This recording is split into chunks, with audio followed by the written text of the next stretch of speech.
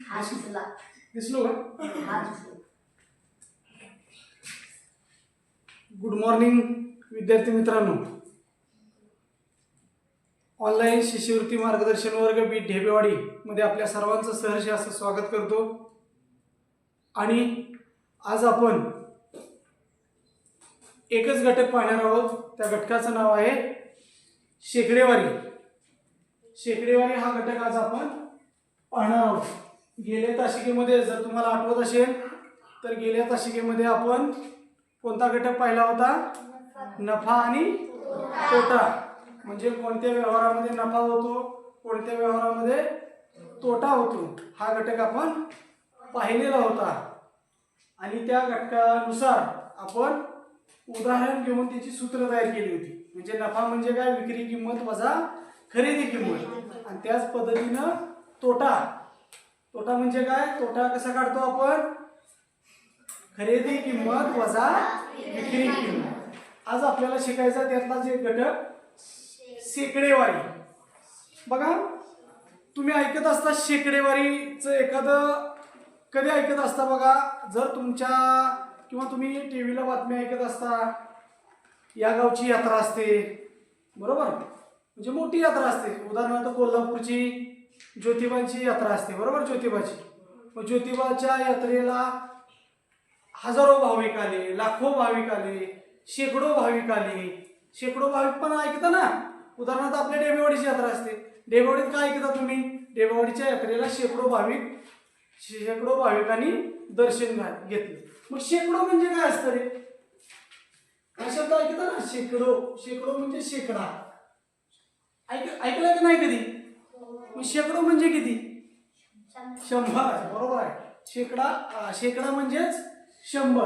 त्याला जर आणखी एक नाव आहे बघा दुसरं, शतक. शतक म्हणजे पण 100 आणि शेकडा म्हणजे पण 100. बरोबर आहे की नाही? मग 100च्या पटीत आपल्याला एखादी वस्तू मोजायची. एखाद्या ज्या वस्तू असतात त्या 100च्या पटीत मोजतो, त्याला आपण शेकडेवारी म्हणतो. बरोबर? आपल्या समजा उदाहरणार्थ आपले गुण असतात बघा.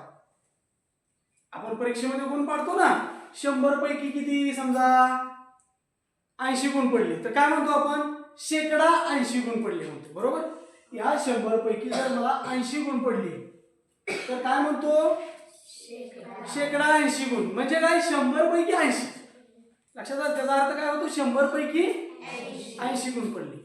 मग समजा मला 20 पैकी, हे 20 आहे, 20 पैकी मला 15 पडले तर ह्याचं शेकडेवारी आपल्याला काढता येते. अगोदर याला 100 केलं पाहिजे ना. याला 100 करायचं, मग याला 100 कसं करायचं? कोण सांगितलं? याला 100 कसं करायचं? 5 न गुणायचं. बरोबर? याला 5 न गुणलं की आपल्याला माहित आहे, पूर्ण कधी मी शिकवलंय. याला पण 5 न गुणायचं. बरोबर आहे का? मग किती? 20 100 आणि 15 75. आलं का शेकडेवारीत उत्तर? 20 पैकी 15 गुण पडले म्हणजेच किती? 100 पैकी 75. मग किती गुण पडले मला? शेकडा 75. त्याला आणखी वेगळ्या भाषेत आपण सांगतो बघा. मला 100 पैकी 75 गुण पडले. आपण सांगताना असं सांगत नाही शेकडा 75 गुण पडले. काय सांगता? किती? टक्केवारी सांगतो. बरोबर आहे की नाही? कशा सांगतो? असं सांगतो की नाही? बरोबर आहे का? हे कशाचे चिन्ह आहे? बोला की. हे टक्केवारीचं किंवा शेकडेवारीचं खूण आहे. बरोबर? शेकडेवारीची खूण आहे. म्हणजे मी जर असं लिहिलं 75 आणि हे चिन्ह पुढे लिहिलं म्हणजेच काय? 75. बरोबर? 75% बरोबर आहे की नाही? 75% गुण किंवा 75% काही असेल. म्हणजे हे गुण काय? हे चिन्ह कशाचं आहे? शेकडेवारीचं आहे. म्हणजे 100 पैकी 75 गुण पडले. लक्षात येतं का तुमच्या? म्हणजे आपण समजा आता 20 पैकी 15 पडली. एखाद्याची परीक्षा 40 पैकी असेल, 40 पैकी 30 पडली त्याला, म्हणजे शेकडा किती पडली? असं वेगवेगळं जर प्रत्येकाचं असेल तर प्रत्येकाचे गुण आपल्याला लक्षात येतील का? समजा माझी परीक्षा 20 पैकी 15 झाली, 20 पैकी परीक्षा होती आणि एखाद्याची 40 पैकी होती. मग मी काय सांगणार? मला 15 मार्क पडली, तो काय म्हणणार मला 30 मार्क पडली. मग कोणाला जास्त पडले मार्क? कोणाला जास्त पडले मार्क? कसं काय? त्याच्यासाठी आपल्याला दोन्ही समान करावं लागतं. मग याला पण समान करू आपण. 40चं 100 कसं होईल? किती गुणावं लागेल? 2 ना, 2.5 न गुणावं लागेल. बघा लक्षात येते का? बघा बघा लक्षात आलं तर तुमच्या. किंवा सोपं उदाहरण घेतो, असं नाही तुमच्या लक्षात येणार. समजा आता कोणाला जास्त मार्क पडले आपण बघूया. आता लक्षात येईल तुमच्या. बघा 20 पैकी 15, मला 20 पैकी 15 मार्क पडली. मी सांगितलं मला 15 मार्क पडले, बरोबर. 20 पैकी 15. आणि एखाद्याला सांगितलं मला 50 पैकी 30 पडली. मग तुम्हाला इथं दिसताना कुणाला जास्त दिसतात? 30. पण त्याला किती पैकी? मग ह्याच्यावरनं कळतं का? मग जर विचारलं, हा समजा राम आहे आणि हा श्याम आहे, कुणाला जास्त गुण आहेत? इथं तुम्हाला श्यामला दिसतात. पण बघा, पण श्यामला 50 पैकी 30 आहेत, याला 20 पैकी 15 आहेत. बघू आता आपण याला पण 100 करू ना. याला आपण टक्केवारीत काढले ना. याचे किती झाले टक्के गुण? 75%. आता याचे पण काढू. आता याला किती गुणायचं? 2 न. याला 2 न. मग किती झालं इथं? 100, 60. मग मला सांगा याला 60% गुण पडले आणि याला 75. मग कोणाला जास्त आहेत गुण? लक्षात येते का? म्हणून हे सगळ्यांचं सारखं यावं म्हणून आपण ते कशात लिहितो? शेकडेवारीत. लक्षात आलं? कुणाला 20 पैकी असतील, कोणाचा पेपर 40 पैकी असेल, परंतु सगळ्यांची टक्केवारी काढल्यानंतर इथं मात्र बदलेल का?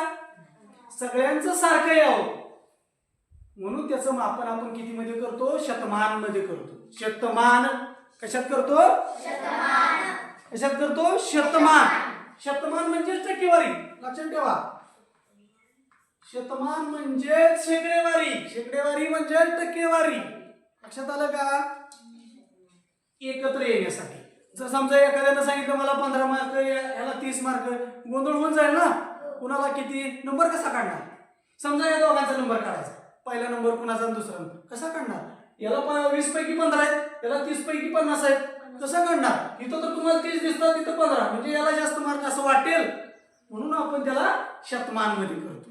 लक्षात आलं का तुमच्या? सगळ्यांचं सारखं यावं. जसं का आपण एक उदाहरण पाहिलं होतं लिटरचं. कुठं जरी गेलं तर 1 लिटरच्या मापानं दूध दिलं तर जगाच्या पाठीवर कुठेही सारखंच येणार आहे, बरोबर आहे की ना? म्हणून आपण शतमानमध्ये शेकडेवारीमध्ये ते काढतो.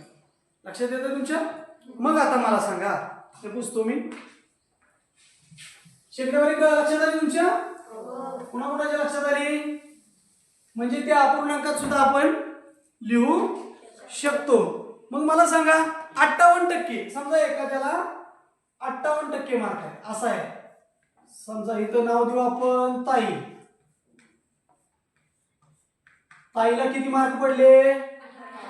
58%. पण त्या तर एखाद्या विषयात असतील, मराठीत 58% मार्क पडले समजा.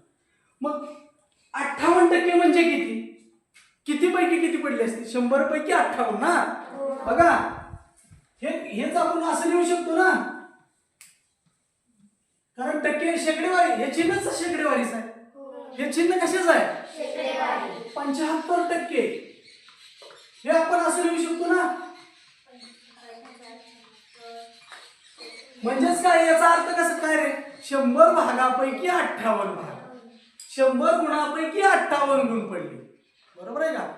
इथं 100 गुणापैकी 75 गुण पडले. म्हणजेच काय, 100 गुणापैकी 75 गुण पडले किंवा 100 भागापैकी 75 भाग.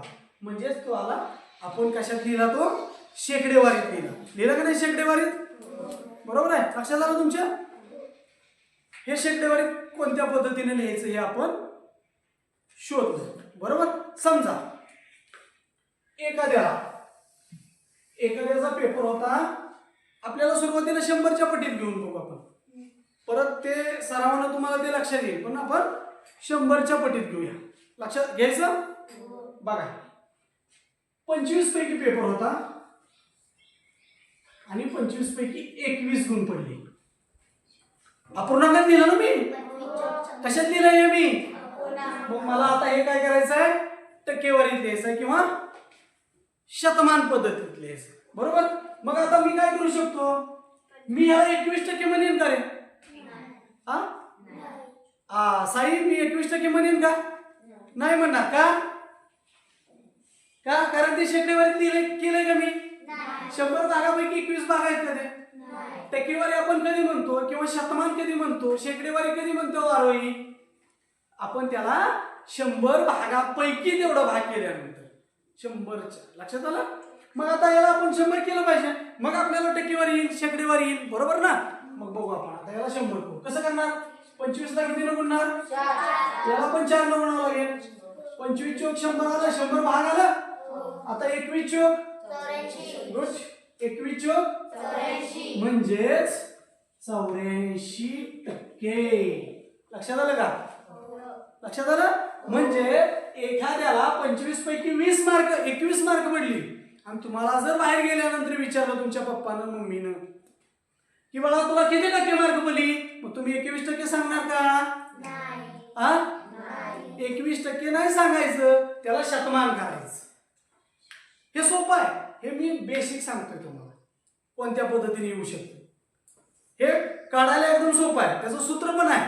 ते सूत्र मी तुम्हाला नंतर शेवटला सांगणार. पण फक्त सूत्र तुम्ही पाठ केलं तर ह्या गोष्टी लक्षात येणार नाही. हे कसं झालं, 25चं 100 कसं झालं, 21चं 84 कसं झालं, हे इथून कळतं. कळलं ना तुम्हाला? आपल्याला 25चं 100 करायचंय. काय 100 करायचंय? कारण सगळीकडे सारखं यावं, शतमान पद्धतीत आपण आणायचं. लक्षात येतं? याचं सूत्र आहे, लगेच येणार तुम्हाला. त्या सूत्राचं तुम्ही हे किमती टाकल्या 25 पैकी 21 गुण तर 100 पैकी किती हे येतं. पण अगोदर बेसिक तुम्हाला लक्षात आलं पाहिजे की हे येतं कसं. बरोबर. त्या सूत्रामध्ये पाठ करून मांडण्यापेक्षा ते येतं कसं जर हे तुम्हाला समजलं तर कधीही चुकणार नाही. म्हणून हे सांगितलं.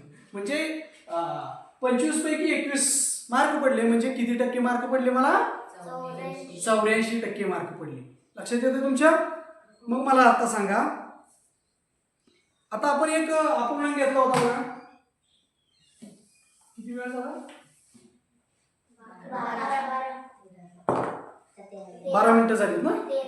ओके, 15 मिनिटं झाली. जवळजवळ आपल्याला आणखीन 15 मिनिटं वेळ आहे. म्हणजे आज आपल्याकडे एक घटक असल्यामुळं आपल्याकडं वेळ आहे. मग बघा आता,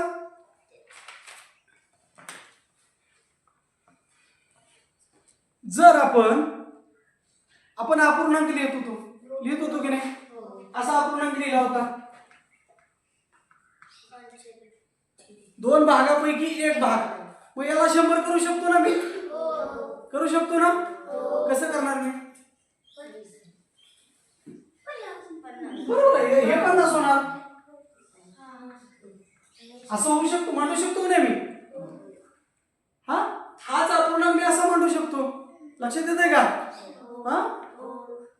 बरोबर आहे का? हेच आणखी कसं मांडू शकतो मी? दशांश अपूर्णांकात. सांगा बरं, दशांश अपूर्णांकात कसं मांडू शकतो? सांगा लवकर, चला. हे दशांश अपूर्णांकात मांडू शकत नाही का मी? कसं? 0.0.5 याचा अर्थ अर्धाच, याचा अर्थ अर्धाच, याचा अर्थ 50%. 50%, बरोबर आहे का? इथं 50% आलं नाही? 50% म्हणजे काय रे? निम्मच की. त्याला किती मार्क पडली? 50% पडली. 50% म्हणजे किती? किंवा एक घागर पूर्ण भरलेली होती, त्यातली 50% संपली. 50% संपली म्हणजे किती संपली? निम्मी संपली. अर्धा ना. 2 भागापैकी 1 भाग म्हणजे अर्धा. म्हणजे हाच अपूर्णांक आपण असा लिहू शकतो, तोच दशांश अपूर्णांकात असा लिहू शकतो आणि तोच आपण टक्केवारीमध्ये लिहिला. लक्षात येतं तुमच्या? मग हेच आपण हे पाव अर्ध्याच आहे, हे पावचं लिहू शकतो 25/100. मग पाव म्हणजे किती? बघा आता एक लक्षात घ्या गोष्ट, मस्त आहे बघा, पुढे लक्ष द्या. पाव म्हणजे अर्धा म्हणजे 50% झालं ना. मग आता पावचं सांगतोय 4 भाग. 4 भागापैकी 1 भाग. आता बघा आपल्याला ह्याला टक्केवारीत आणायचं, ह्या आकृतीला कशात आणायचं? ह्याला टक्केवारीत आणायचं. म्हणजे रेखांकित भाग टक्केवारीत आणायचा. या आकृतीचा रेखांकित भाग किती टक्के रंगवला असं विचारलं तुम्हाला. समजा असा प्रश्न असला, या आकृतीचा रेखांकित किती टक्के रेखांकित भाग म्हणजे रेखांकित भाग आहे या आकृतीचा. बरोबर तुम्ही सांगितलं 25, पण आपण आणू. बघा इकडे पुढे बघा, रेखांकित केलेला भाग लिहिला मी, लिहिला. मग आपल्याला कशात आणायचं आहे? शतमान. शतमान म्हणजेच शेकडेवारी, शेकडेवारी म्हणजेच टक्केवारीत आणायचं आपल्याला. मग ह्याला आणू, या आकृतीचा किती टक्के भाग रंगवलेला आहे असा प्रश्न विचारला तुम्हाला. या आकृतीचा किती टक्के भाग रंगवलेला आहे. अरे अपूर्णांक तर येतो आपल्याला, किती भाग रंगवला आहे? 4 भागापैकी 1 भाग. मग आता शतमान मध्ये आणू. बघा आणतो शतमान. 4चं 100 कसं होतं? कितीने गुणल्यावर? गुड. 25 किती झालं? 100 आणि 25 आला शतमान मध्ये. मग 100 भागापैकी 25 भाग म्हणजे या आकृतीचा किती टक्के भाग रंगवलेला आहे? 25. आता दोन्हीकडून प्रश्न येऊ शकतात, बरोबर ना. या आकृतीचा किती भाग रंगवला आहे? 4 भागापैकी 1 भाग म्हणजेच पाव भाग रंगवला आहे. जर असा प्रश्न विचारला, या आकृतीचा किती टक्के भाग रंगवला आहे? 25 टक्के. आणि न रंगवलेला काढू शकता का रे? मग कसं काढायचं बघा, सोपं आहे. इथंच काढतो मी म्हणजे लक्षात येईल. इथं लिहितो किती आहे? 4 भागापैकी 3 भाग रंगवले आहेत. मग याला शतमान मध्ये नेतो. याला किती गुणणार? आता सोपं आहे, आता मी लिहित नाही तर किती गुणायचं रे? मग 25 न गुणल्यावर किती येतं? याला पण 25. मला सांगा, न रंगवलेला भाग किती आहे? हा रंगवलेला, हा न रंगवलेला दोन्ही मिळून किती झाले? 100 झाले ना. दोन्ही मिळून 100 टक्के. पूर्ण आकृती झाली ना 100 टक्के. पूर्ण आकृती 100 टक्के. त्यातली न रंगवलेली 25 टक्के, न रंगवलेली 75. मग दोन्हीची जर बेरीज केली 25 आणि 75 100. ठीक आहे, 100 पैकी 100 भाग म्हणजे पूर्ण. लक्षात येत आहे? या पद्धतीने आपण अपूर्णांक लिहू शकतो. म्हणजे पाव भाग म्हणजे किती? 25 टक्के. अर्धा भाग म्हणजे किती? 50 टक्के. हे बेसिक आहे, हे कधीही विसरायचं नाही, कधीही विसरायचं नाही. पाव भाग म्हणजेच किती? 25 टक्के. अर्धा भाग 50 आणि पाऊण भाग 75. आता लक्षात राहील. लक्षात, ह्या आकृती जर तुम्ही समोर आणली तर कधीही तुमचं विसरणार नाही. मग कोणताही अपूर्णांक असू दे. मग जर असं विचारलं तुम्हाला, आता बघा याच्यावरच एक उदाहरण तयार होते. आता याच्यावर एक उदाहरण होते. बघायचं उदाहरण? बघायचं?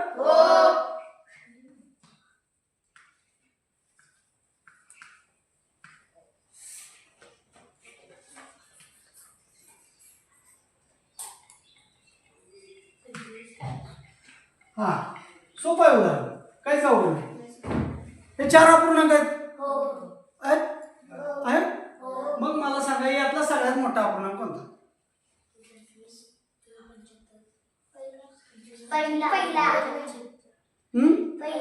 सांगा लवकर. नाहीतर हे उदाहरण नाही. पहिला उदाहरण हा किती झाला? हे उदाहरण. दुसरं घेऊया. एकदम सोपं घेऊ. हे पण येणार, पण ह्याच्यावर तुम्हाला थोडं लक्ष द्यावं लागेल. आपल्याला ह्याच्यात करायचं, कशात करायचं आहे? दशमान मध्ये करायचं. त्यामुळे आपण त्या पद्धतीचं एक उदाहरण घेऊ. बघा इकडे बघा, बघताय का? कोण कोण बघताय?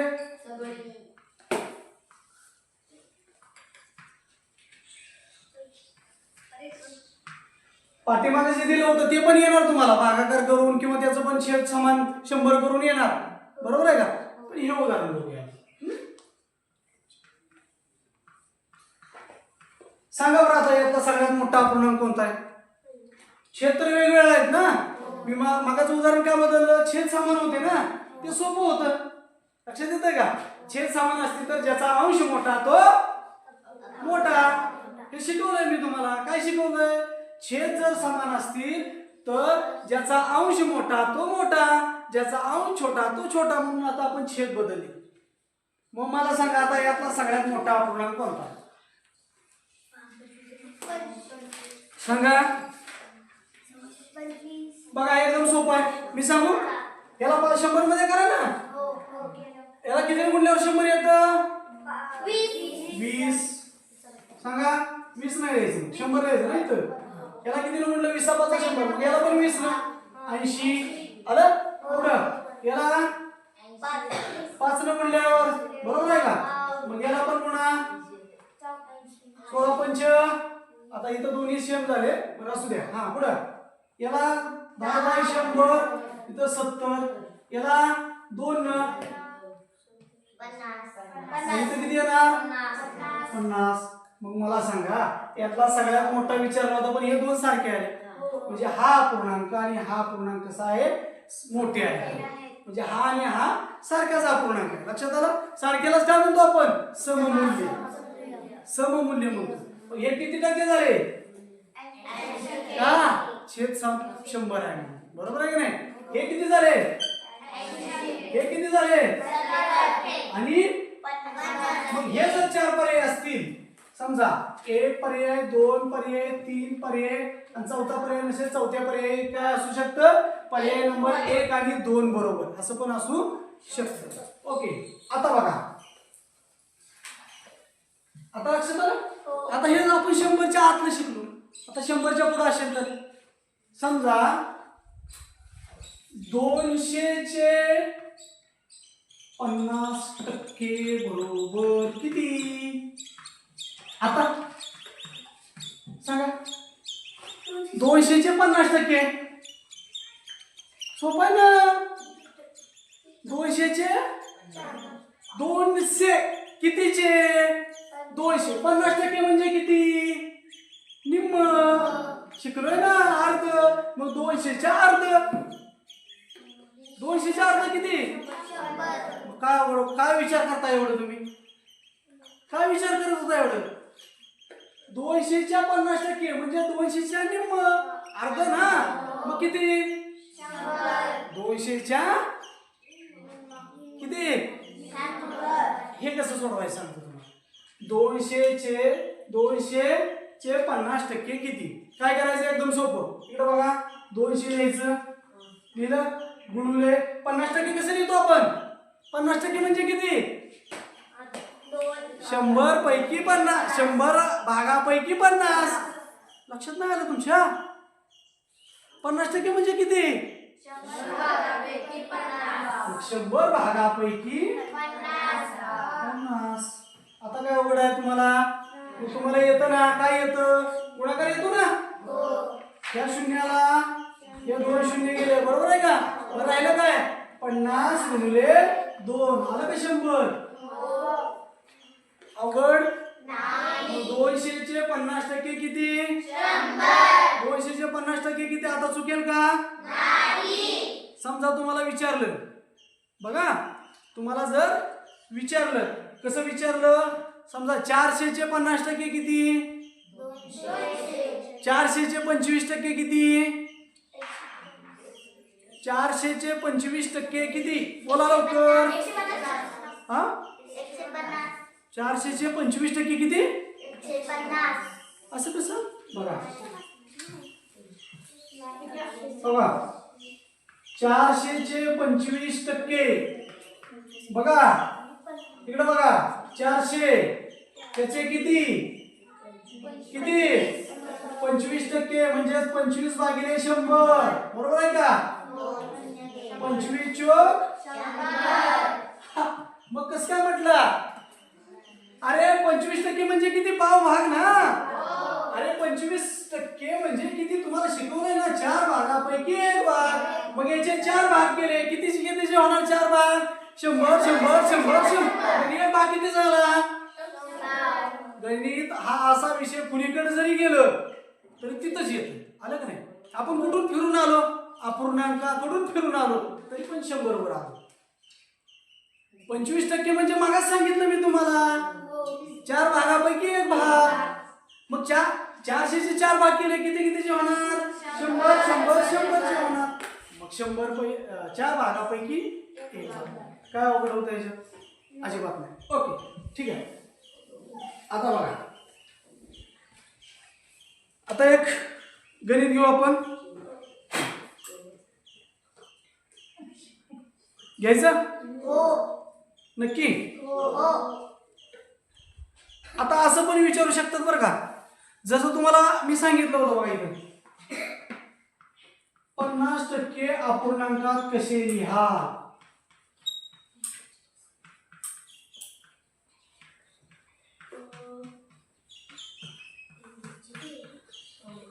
कसे लिहा रे 50% कसे लिहा. मग सांगितलं की मी तुम्हाला अपूर्णांकात 50/100 पण लिहू शकतो, पण कसं अपूर्णांकात. छोटा अपूर्णांक म्हणजे काय म्हणायचं, संक्षिप्त रूपातला अपूर्णांक 1/2. मग हे कसं आणलं मी, कसं आणलं बोला की. बघा संक्षिप्त रूपात असं लिहू शकतो मी. जर इथं बघा कसं केलं बघा मी 50% दिलं 0. 5 1 5 5 2 10 आलं का 1/2. आणि इथं जर असं असेल तर 60%. पर्याय देऊ तुम्हाला, देऊ बरे. 60% हे अपूर्णांकात कसे लिहा. पुढं 4/5. तिसरा 3/5. आणि चौथा आहे 4/6.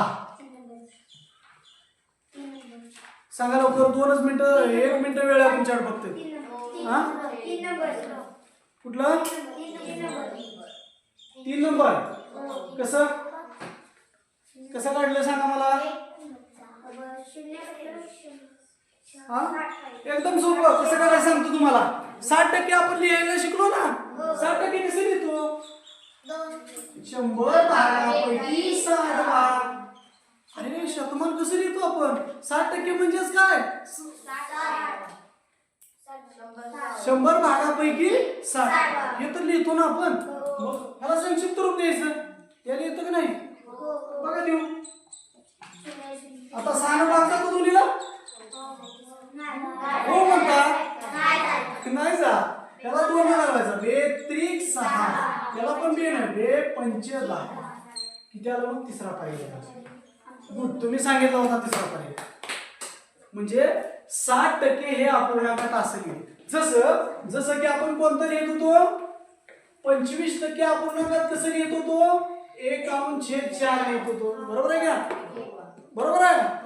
50% कसं लिहित होतो अपूर्णांकात आपण 1/2 लिहित होतो. आणि 75% मी लिहित होतो, आकृती काढली होती मी, काढली होती का. हे कसं लिहित होतो 3/4. म्हणजे 4 भागापैकी 3 भाग. म्हणजे 100चं याचा पण अर्थ तेच होतो रे. काय होतो 100चं जर 4 भाग केलं तर किती येतात 25 25 25. त्यापैकी 3 भाग म्हणजे 75. बघा 25 50 75 आलं का. लक्षात येत आहे का, इथनं जात आहे जात शेकडेवारी. लक्षात येते का 100 म्हणजे शेकडा आणि हे चिन्ह कशाचं आहे शेकडेवारीचं आहे. ओके. मग आता आपण एक आकृती देतो तुम्हाला. देऊ आकृती, एकदम सोपी आकृती देतो आणि फक्त त्याच्यावर एक प्रश्न विचारतो. त्या प्रश्नाचं उत्तर फक्त मला पटकन द्यायचं. देणार का. ठीक आहे, काढू आकृती.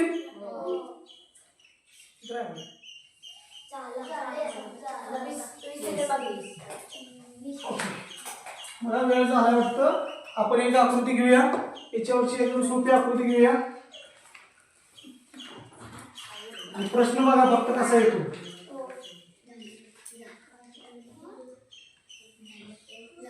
आकृती तुम्हाला समोर दिसते, दिसते. आता बघा मी काय करतो,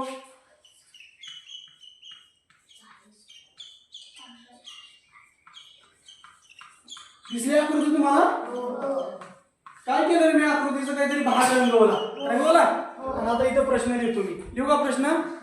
काय लिहितो बघा, या आकृतीतील किंवा शेजारी आकृतीतील, आता पूर्ण लिहित नाही, शेजारी आकृतीतील किती टक्के भाग रंगवला आहे? काय अवघड आहे का त्याच्यात? किती टक्के कशात विचारलंय आता? हे महत्वाचं आहे. किती भाग रंगवला विचारलंय का? किती भाग रंगवला विचारलंय का? किती टक्के भाग रंगवलाय? मग सांगा बरं किती टक्के भाग रंगवलाय? आधी अगोदर अपूर्णांक घ्यायचा आणि अपूर्णांकाला आपण कशात करायचं? शतमान मध्ये करायचं. अवघड आहे का? नाही. मग कसं करायचं सांगा? का मी सांगू?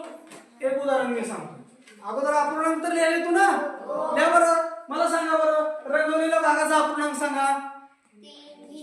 मला जर इथं ऐकू येत नसेल तर तुमच्या तिथं मित्रमैत्रिणी ऐकतात. सांगा. 3/4 कसं होईल? भाग एकूण किती आहेत? भाग एकूण किती आहेत मोजले का तुम्ही? किती आहेत भाग एकूण? समान भाग 10 भाग समान आहेत. एकूण समान भाग मोजायचे ना अगोदर अपूर्णांक लिहिताना. मग त्याच्यातले रंगवलेले किती आहेत? हे झाला अपूर्णांकात 3/10 हा अपूर्णांक झाला. पण आपल्याला अपूर्णांक विचारलाय का? आपल्याला अपूर्णांक विचारलाय का? आपल्याला काय विचारलंय? किती टक्के भाग रंगवला? मग याला आपण टक्केवारीत काढूया. गुड, बरोबर आहे तुमचं. तरी पण लक्ष द्या, याला आपण शतमान करायचं. करूया शतमान. कसा करणार शतमान? याला 100 करायचा ना. याला मी 10 ने गुणतो, याला पण 10 ने गुणतो. किती झाले म्हणजे 100. वरचे किती झाले? 30. मग किती टक्के झाले? 30%. म्हणजे या आकृतीचा 30% भाग रंगवलेला आहे. न रंगवलेला किती? 70%. बरोबर आहे का? तुम्ही जर प्रॉपर पद्धतीने लक्ष दिलं तर तुम्हाला याच्यावर जे प्रश्न असतील ते पटकन सोडून जातात. आता बघा मी काय सांगितलं होतं, रंगवलेला 30% आला. मग न रंगवलेला लगेच सांगता आलं पाहिजे 70%. 10 भागापैकी 7 भाग न रंगवलेले आहेत. किंवा असा प्रश्न असतो. कोणता प्रश्न असतो? या आकृतीत किंवा आणखी जास्त आकृती देतात, म्हणजे मोठ्या आकृती देतात आणि त्यातला रंगवलेला भाग आणि न रंगवलेला भाग हे विचारतात. रंगवलेला भाग जास्त आहे का न रंगवलेला आहे? तर न रंगवलेला भाग जास्त आहे का? कोणता भाग रंगवलेला आहे? जास्त आहे. असं पण विचारू शकतात. किंवा कितीनं जास्त आहे या पद्धतीने प्रश्न विचारू शकतात. त्यामुळे तुम्ही एवढ्या सोप्या पद्धतीने हा घटक आपण शिकलेलो आहोत. लक्षात येतं तुमच्या? मग तुम्हाला एक शेवटचं गणित देतो, ते तुम्ही तुमच्या सरांना सोडवून दाखवायचं.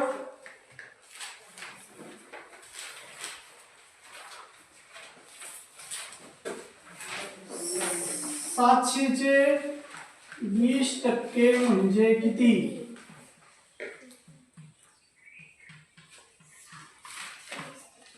700चे 20% म्हणजे किती? हे गणित तुम्ही तुमच्या सरांना सोडवून दाखवू शकता.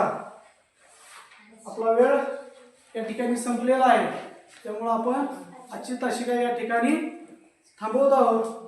तुम्ही शेकडेवारी हा घटक चांगल्या पद्धतीने शिकला असाल अशी आशा व्यक्त करतो आणि थांबतो. धन्यवाद.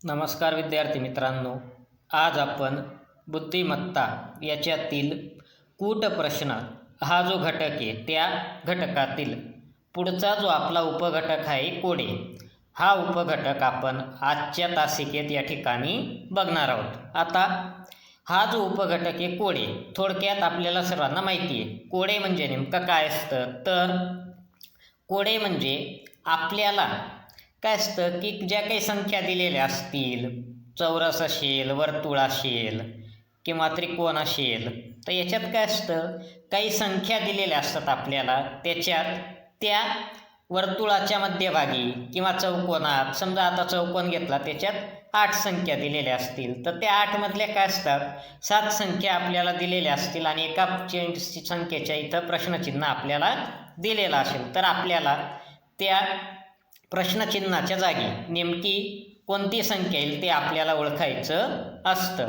आता उदाहरणार्थ या उपघटकात आपल्याला नेमकं काय बघायचं आहे, तर समजा आपण एक चौरस घेतला, त्याच्यात 8 संख्या दिलेल्या असतील आणि एक प्रश्नचिन्ह दिलेलं असेल, तर त्याच्यात प्रश्नचिन्हाच्या जागी नेमकी कोणती संख्या येईल ते आपल्याला त्या ठिकाणी ओळखायचं असतं. आता ज्या संख्या आपल्याला दिलेल्या असतात त्या संख्यांमध्ये विशिष्ट नियम त्या ठिकाणी आपल्याला दिलेला असतो. जे उरलेल्या 8 संख्यांमध्ये जो नियम आहे किंवा ज्या नियमाच्या आधारे त्या 8 संख्या त्या ठिकाणी दिलेल्या आहेत, त्या 8 संख्यांचा मध्ये असणारा जो संबंध आहे किंवा ज्या नियमाचा उपयोग करून आपण त्या 8 संख्या लिहिलेल्या आहेत, त्या नियमाचा शोध घेऊन त्या नियमानुसार प्रश्नचिन्हाच्या जागी नेमकी कोणती संख्या येईल ते आपल्याला शोधायचं असतं. आता काही वेळेस आपल्याला वर्तुळ, त्रिकोण, चौकोन अशा आकृत्या त्या ठिकाणी दिलेल्या असतात आणि त्या आकृत्यांच्या आत किंवा बाहेर संख्यांची मांडणी केलेली असते. मग ह्या संख्यांमध्ये असणारा गणिती संबंध शोधून आपल्याला प्रश्नचिन्हाच्या जागी नेमकी कोणती संख्या येईल किंवा प्रश्नचिन्हाच्या जागी येणारी संख्या आपल्याला त्या ठिकाणी ओळखायची असते. मग आता या ठिकाणी आपल्याला काही उपयुक्त टिपा, आता टिप म्हणजे काय, आपल्याला प्रश्न सोडवताना नेमका कशाचा उपयोग करायचा आहे किंवा कशाचा आपल्याला फायदा होईल ते आपल्याला या ठिकाणी बघायचं आहे. मग आता याच्यात आपल्याला सगळ्यात पहिले 1 ते 20 पर्यंत ज्या संख्या असतील त्या 1 ते 20 पर्यंतच्या संख्यांचे वर्ग असतील. त्याच्यानंतर 1 ते 10 पर्यंतच्या ज्या संख्या आहेत त्या 1 ते 10 पर्यंतच्या संख्यांचे घन असतील. हे आपले लक्षात त्या ठिकाणी असले पाहिजेत किंवा ते आपले पाठ असावेत. त्याच्यानंतर 1 ते 30 पर्यंतच्या संख्यांचे पाढे असतील. 1 ते 100 पर्यंत असणाऱ्या मूळ संख्या. आता आपण जर बघितलं तर 1 ते 100 पर्यंत साधारणतः 25 मूळ संख्या आपल्याला बघायला मिळतात. किती मूळ संख्या आहेत? 25. मग ह्या 25 मूळ संख्या नेमक्या कोणत्या, तर त्या आपल्याला त्या ठिकाणी माहीत असल्या पाहिजेत. आता आपण जर बघितलं तर एक काय, एक ही मूळ संख्याही नाही आणि संयुक्त संख्याही नाही. म्हणजे या पद्धतीने आपल्याला बेसिक गोष्टी ज्या आहेत त्या बेसिक गोष्टी आपल्याला त्या ठिकाणी माहीत असल्या पाहिजेत.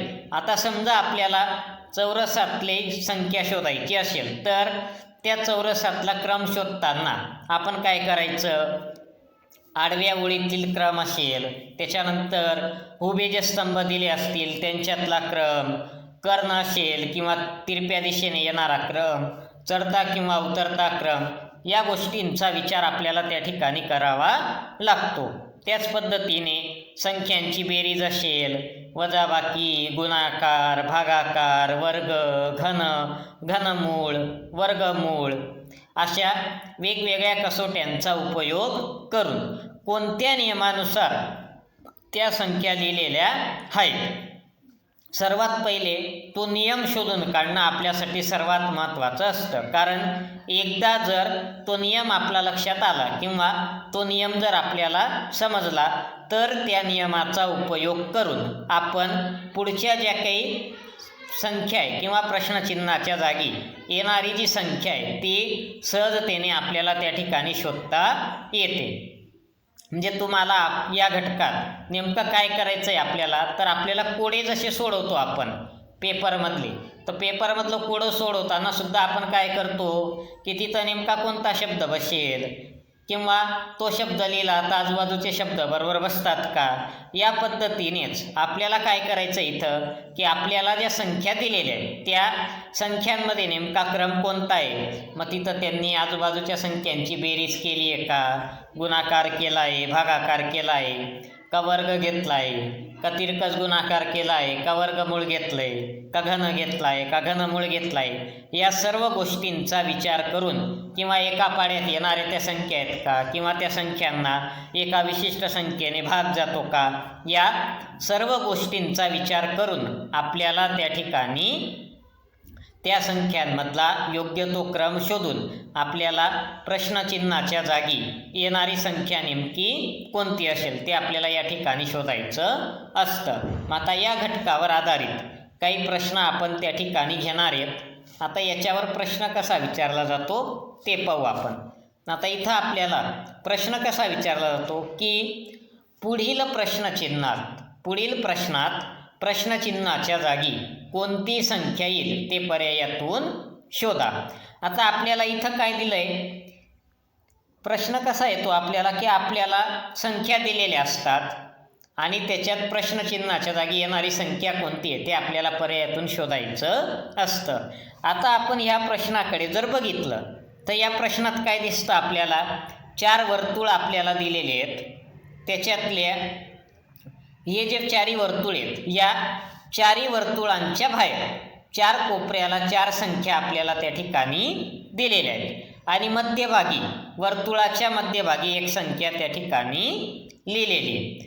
आता आपण जर बघितलं तर पहिल्या 3 वर्तुळांमध्ये मध्यभागी आपल्याला एक विशिष्ट संख्या लिहिलेली त्या ठिकाणी दिसून येते. आता पहिल्या वर्तुळात मध्यभागी 10 लिहिलेला आहे, दुसऱ्या वर्तुळात मध्यभागी 12 लिहिला आहे आणि तिसऱ्या वर्तुळात मध्यभागी संख्या आहे 8.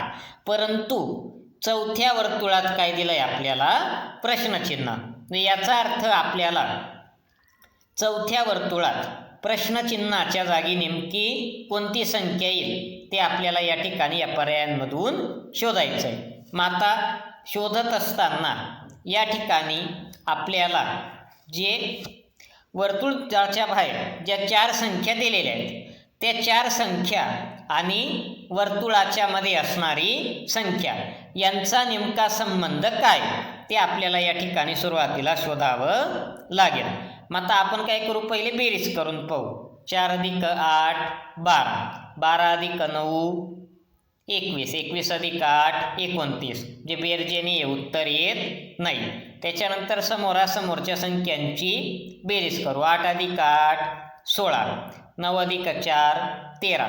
16मधून 13 गेले तर किती येतं उत्तर 3. जे हा संबंध पण या ठिकाणी लागू होत नाही. त्याच्यानंतर आपण पुढचं पाहू. समजा आपण वर्ग करून पाहू. आता 8चा वर्ग किती येतो 64, बरोबर. त्याच्यानंतर 4चा वर्ग येतो 16, बरोबर. नंतर हा जो 9 आहे, 9चा वर्ग येतो 81. असा पण संबंध आपल्याला त्या ठिकाणी दिसत नाही. मग आता आपण काय करू, या ज्या संख्या दिल्या आहेत आपल्याला समोरासमोरच्या, बरोबर, या संख्या यांचा गुणाकार करून पाहू, बरोबर. म्हणजे उदाहरणार्थ आपल्याला संख्या काय दिली आहे, आता वर्तुळाच्या वरच्या टोकाला आणि खालच्या टोकाला इथं काय 8, खालच्या टोकाला पण काय आहे 8. या दोघांचा काय करतो मी गुणाकार, 8 × 8. आता 8 × 8 जर केला तर किती येतं उत्तर 64. त्याच्यानंतर डाव्या आणि उजव्या बाजूला वर्तुळाच्या कोणत्या 2 संख्या आहेत 4 आणि 9, या दोघांचा गुणाकार करू. 4 × 9.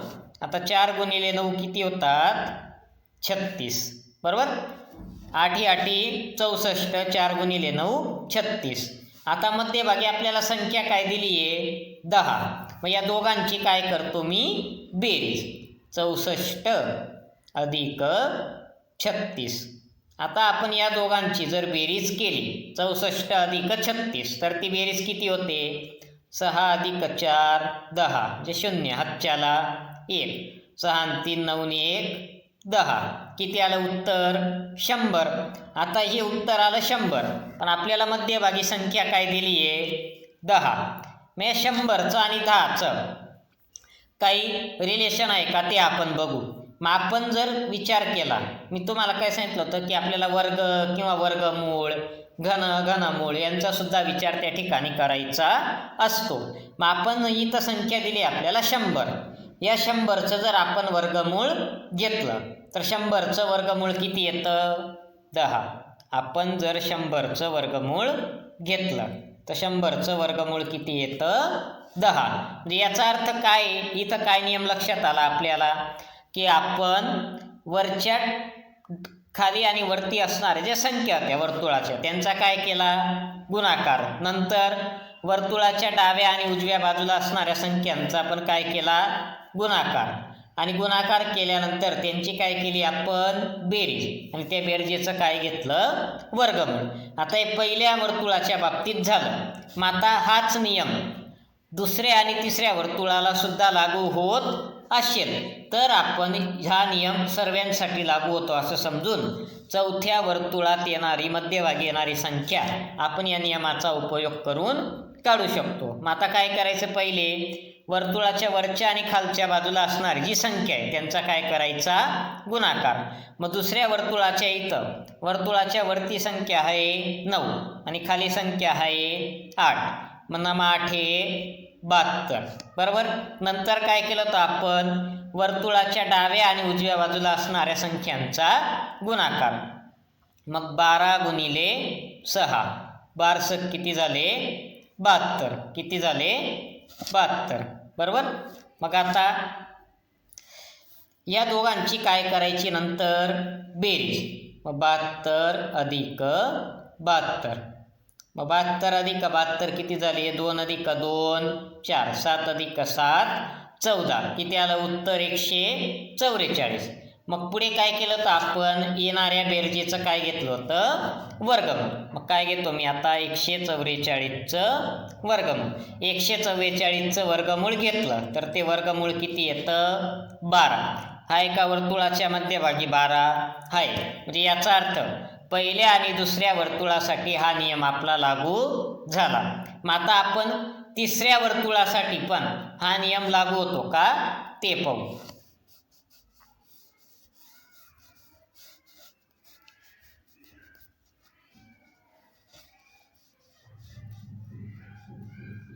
आता बघा, तिसऱ्या वर्तुळात आपल्याला वर्तुळाच्या वरती आणि खाली संख्या कोणती दिली आहे, 3 आणि 8. मग काय करायचा, त्या दोघांचा गुणाकार. 3 8 24. त्याच्यानंतर वर्तुळाच्या डाव्या आणि उजव्या बाजूला संख्या कोणत्या आहेत, 4 आणि 10. त्या दोघांचा काय करायचा, गुणाकार. 4 10 40. नंतर काय करायची, या दोघांची बेरीज. 24 अधिक 40. 24 अधिक 40 किती झाले, 64, बरोबर. या बेरजेचं काय घ्यायचं, वर्गमूळ. 64चं वर्गमूळ. 64चं वर्गमूळ किती येतं, 8. हा एका मध्यभागी 8 आहे. म्हणजे याचा अर्थ आपण जो नियम शोधला तो नियम या तिन्ही वर्तुळांना त्या ठिकाणी लागू होतोय. जे चौथ्या वर्तुळाला सुद्धा तो नियम लागू होईल. मग आता आपण या नियमाचा उपयोग करून चौथ्या वर्तुळाच्या मध्यभागी म्हणजे प्रश्नचिन्हाच्या जागी कोणती संख्या येईल पर्यायातली ते आपण शोधू. मग आता बघा, चौथ्या वर्तुळाच्या वरती आणि खाली म्हणजे वरच्या बाजूला आणि खालच्या बाजूला ज्या संख्या दिलेल्या आहेत त्या संख्या कोणत्या आहेत, 5 आणि 8. मग 5 आणि 8चा जर गुणाकार केला तर 5 8 किती होतात, 40. त्याच्यानंतर वर्तुळाच्या डाव्या आणि उजव्या बाजूला संख्या आहे 9. मग 9 गुणिले 9, 9 गुणिले 9 किती होतात, 81. नंतर काय करायची, या दोघांची बेरीज. 40 अधिक 81. मग 40 आणि 81 दोघांची बेरीज जर केली तर 0 अधिक 1 1, 4 अधिक 8 12. किती आलं उत्तर, 121. पुढे काय केलं तर आपण या 121चं काय घेतलं होतं, वर्गमूळ. म्हणजे जी बेरीज येते त्याचं काय घेतलं होतं, वर्गमूळ. मग 121चं काय घेतो मी, वर्गमूळ. आता 121 कोणाचा वर्ग आहे, 11चा. म्हणजे 121चं वर्गमूळ काय येईल, 11. याचा अर्थ प्रश्नचिन्हाच्या जागी आपलं उत्तर काय येणार आहे, 11. म्हणजे पर्याय क्रमांक 1. आता आपण पुढचा प्रश्न घेऊ. पुढचा जो प्रश्न आपल्याला दिलेला आहे, दुसरा प्रश्न, बरोबर. या दुसऱ्या प्रश्नात आपल्याला आपण जर बघितलं तर इथं आपल्याला 3 वर्तुळं या ठिकाणी दिलेले आहेत. आता पहिल्या वर्तुळात संख्या काय, 10 5 आणि 75. त्याच्यानंतर पुढच्या वर्तुळांमध्ये संख्या आहे 9 4 65. शेवटचे जे 3 वर्तुळं आहेत त्याच्यात पहिल्या वर्तुळात आहे 13, दुसऱ्या वर्तुळात आहे 7 आणि तिसऱ्या वर्तुळात काय दिलं आहे आपल्याला, प्रश्नचिन्ह, बरोबर. मग आता या प्रश्नचिन्हाच्या जागी कोणती संख्या येईल पर्यायातून ते आपल्याला विचारलेलं आहे. मग आता आपण गुणाकार करून पाहू. 10 पाचा 50 नाही येत. 9 चोक 36 इथं 65 दिलं आहे. नंतर या दोघांचं काय करतो मी बेरीज. 10 अधिक 5 15 15 पाचा 75 9 अधिक 4 13 13 पाचा 65. काय केलं 10 अधिक 5 किती आली बेरीज 15 15 गुणिले 5 किती झालं 75 बरोबर. किती आलं उत्तर आपलं 75. नंतर इथं घेऊ 9 अधिक 4 13 13 गुणिले 5 किती आलं उत्तर 65. आता या दोघांच्या बाबतीत जर आपण विचार केला बरोबर तर ह्या दोन वर्तुळां म्हणजे या दोन ठिकाणी हा नियम काय होतोय लागू होतोय. वरच्या ज्या दोन संख्या आपल्याला दिलेल्या आहेत वरच्या दोन वर्तुळांमधल्या त्यांचा जर आपण गुणाकार त्यांची जर आपण बेरीज केली आणि त्या बेरजेला 5 ने गुणलं तर आपल्याला खालच्या तिसऱ्या वर्तुळात असणारी संख्या त्या ठिकाणी मिळते. मग आता आपण तिसऱ्या ठिकाणी तो नियम लागू करू. मग काय येईल 13 अधिक 7 13 अधिक 7 किती होतात 20. त्याला कशाने गुणायचं 5 ने. 20 पाचा 100. या नियमाप्रमाणे जर आपण गेलो तर उत्तर किती येतं आहे आपलं 100. पण आपण पर्यायांमध्ये जर बघितलं तर कोणत्याच पर्यायात आपल्याला 100 हे उत्तर दिसत नाही. म्हणजे याचा अर्थ काय त्यांनी प्रश्न विचारताना जे लॉजिक लावलंय ते लॉजिक काय याच्यापेक्षा वेगळं. बऱ्याच वेळा असं होतं की आपण ज्या लॉजिकने उत्तर काढतो ते उत्तर आणि त्यांनी दिलेलं उत्तर हे वेगळं असतं. मग असं का होतं तर आपण लावलेलं लॉजिक हे कदाचित बरोबर नसतं. म्हणजे आत्ता इथं आपण जो विचार केला होता त्या विचारानुसार आपलं उत्तर आलं का नाही. मग आता आपण थोडा वेगळा विचार करू. आता मी काय करतो तर वेळ कमी असल्यामुळे तुम्हाला डायरेक्टली ही संख्या कशी आलेली आहे ते सांगतो. आपण 10चा वर्ग घेतला तर 10चा वर्ग किती होतो 100. त्याच्यानंतर 5चा वर्ग घेतो 5चा वर्ग किती येतो आपला 25 बरोबर. 100 मधून 25 काय करतो वजा. 100 मधून जर 25 वजा केले तर किती उत्तर मिळतं आपल्याला 75. म्हणजे आपण काय केलं वरचे जे दोन वर्तुळ आहेत त्या वर्तुळांमध्ये जी संख्या आपल्याला दिलेल्या आहे त्या संख्यांचा काय केला आपण वर्ग आणि वर्ग केल्यानंतर जे उत्तर मिळालं आपल्याला त्यांचा काय घेतला आपण वजाबाकी. मग ती वजाबाकी करून जे आपल्याला उत्तर मिळालं ते उत्तर कुठं आहे आपलं तिसऱ्या वर्तुळात आपल्याला त्या ठिकाणी दिलेलं आहे. मग आता हाच नियम दुसऱ्या ठिकाणी पण लागू होतो का ते आपण बघू. आता दुसऱ्या इथं आपल्याला पहिल्या वर्तुळात संख्या काय दिली आहे 9. मग या 9चा काय करायचा वर्ग. 9चा वर्ग किती होतो 81 बरोबर.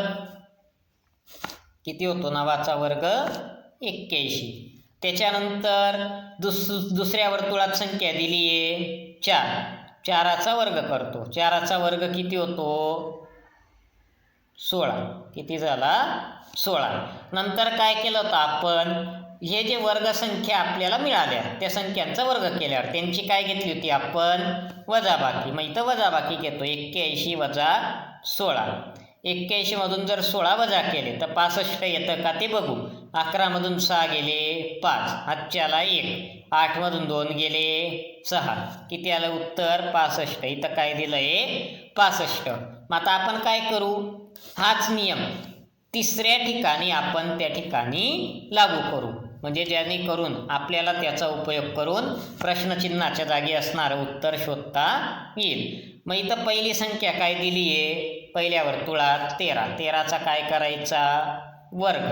13चा वर्ग किती झाला 169 बरोबर. त्याच्यानंतर त्याच्या शेजारच्या वर्तुळात संख्या दिली आहे 7. मग 7चा वर्ग जर केला तर किती मिळतो आपल्याला 49 बरोबर. मग आता या दोघांची काय करायची वजाबाकी. मग 169 वजा 49 बरोबर. 9 मधून 9 गेले 0.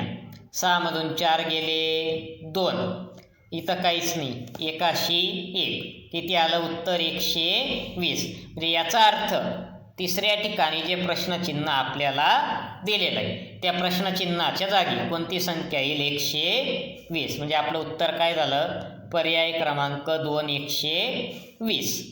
आता सर्वच प्रश्न कठीण असतील असं नाही, तर काही प्रश्न काय असतात, सोपे सुद्धा त्या ठिकाणी असतात. आता आपण या तिसऱ्या प्रश्नाकडे जर बघितलं तर इथं काय दिलं आहे आपल्याला, एक चौरस दिला आहे. त्या चौरसाचे समान 9 भाग केलेले आहेत आणि प्रत्येक भागामध्ये एक संख्या त्या ठिकाणी आपल्याला दिलेली. आता पहिल्या इथं संख्या 71, 57, नंतर 115. दुसरा जो आडवा स्तंभ आहे आपला त्याच्यात 19 प्रश्नचिन्ह आणि 25 ही संख्या आहे. शेवटच्या ओळीत संख्या आहेत 90, 93 आणि 140. आता तुम्हाला चौरसाचा प्रश्न कसा सोडवायचा याच्या बाबतीत काय सांगितलं होतं मी सुरुवातीला, की आपण त्या चौरसातल्या ज्या संख्या असतील तो उभा स्तंभ असेल त्याची बेरीज करून पाहिजे, किंवा आडव्या ज्या ओळी आहेत त्याची बेरीज वजाबाकी हे करून काय लक्षात येतं ते आपण बघायचं. आता आपण इथं जर विचार केला तर पहिले आडव्या स्तंभातल्या अंकांची बेरीज करू, संख्यांची. 71 अधिक 57 जर आपण केलं तर 7 आणि 1 71 अधिक 57 अधिक 115. जर बेरीज केली आपण तर इथं काय दिसतं आपल्याला, 7 अधिक 1 8, 8 अधिक 5 13, हातच्याला 1, 7 आणि 5 12, 12 आणि 2 14, हातच्याला 1, 1 आणि 1 2, किती आलं उत्तर 243. आणि खालच्या जर संख्या आपण बघितल्या तर ते उत्तर निश्चित 243 पेक्षा मोठं जाणार आहे, म्हणून हा नियम काही इथं लागू होत नाही. त्याच्यानंतर आपण उभ्या स्तंभांकडे लक्ष देऊ. आता उभे स्तंभ जर आपण बघितले तर याच्यात काय दिसतं आपल्याला, 71 आणि 19 जे पहिल्या 2 कॉलममध्ये असणारी जी संख्या आहे त्यांची जर बेरीज आपण केली तर ती किती येते, तिसऱ्या ठिकाणी असणारी संख्या जी 71 अधिक 19 जर केला आपण तर बेरीज किती येते 90, बरोबर. मग आता दुसऱ्या कॉलममध्ये तर आपल्याला मध्यभागी प्रश्नचिन्ह दिलं आहे. मग आपण आता तिसरा कॉलम बघू. तिसऱ्या कॉलममध्ये काय आहे, पहिली संख्या 115 आणि त्याच्यात दुसऱ्या स्थानावर असणारी संख्या मिळवतो 115 अधिक 25. या दोघांची बेरीज करू, किती उत्तर येतं ते बघू. 5 अधिक 5 10, हातच्याला 1, 2 अधिक 1 3, 3 अधिक 1 4, 81, किती आलं उत्तर 140. जे पहिल्या आणि दुसऱ्या कॉलममध्ये काय होतं आहे तर पहिल्या आणि दुसऱ्या संख्येची आपण बेरीज केली तर ती बेरीज कुठे येते, तिसऱ्या स्थानी आपल्याला त्या ठिकाणी मिळते. मग आता आपण दुसऱ्या कॉलमचा जर विचार केला तर काय दिलं आपल्याला 57 प्रश्नचिन्ह आणि 93. म्हणजे आपल्याला अशी संख्या शोधायची आहे की 57 मध्ये ती संख्या मिळवल्यानंतर आपलं उत्तर किती आलं पाहिजे 93. मग याच्यासाठी आपण काय करू, 93 मधून 57 वजा करू. मग 93 वजा 57 जर केला आपण तर काय मिळेल, 3 मधून 7 वजा होत नाही, म्हणून काय केलं 3 ऐवजी 13, 13 मधून 7 गेले 6, हा इथला 1 कमी करतो, 5चा काय झाला 4, 9 मधून 4 गेले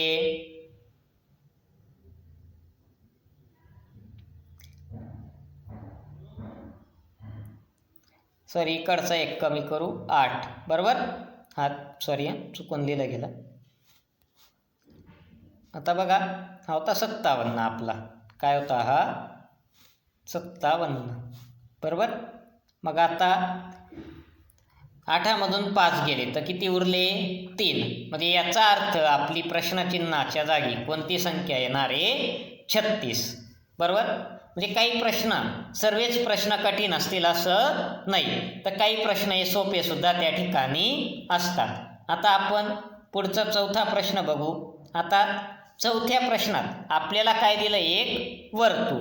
त्या वर्तुळात 1 2 3 4 5 6 7 8 वर्तुळाचे किती भाग केले आहेत 8. हे वर्तुळाचे 8 समान भाग केले, त्याच्यात 7 ठिकाणी संख्या आपल्याला दिलेल्या आहेत. कोणत्या संख्या दिल्या आहेत? 2, 3, 5, 8, 13, 21, 34 आणि आपल्याला प्रश्नचिन्हाच्या जागी येणारी संख्या त्या ठिकाणी विचारलेली.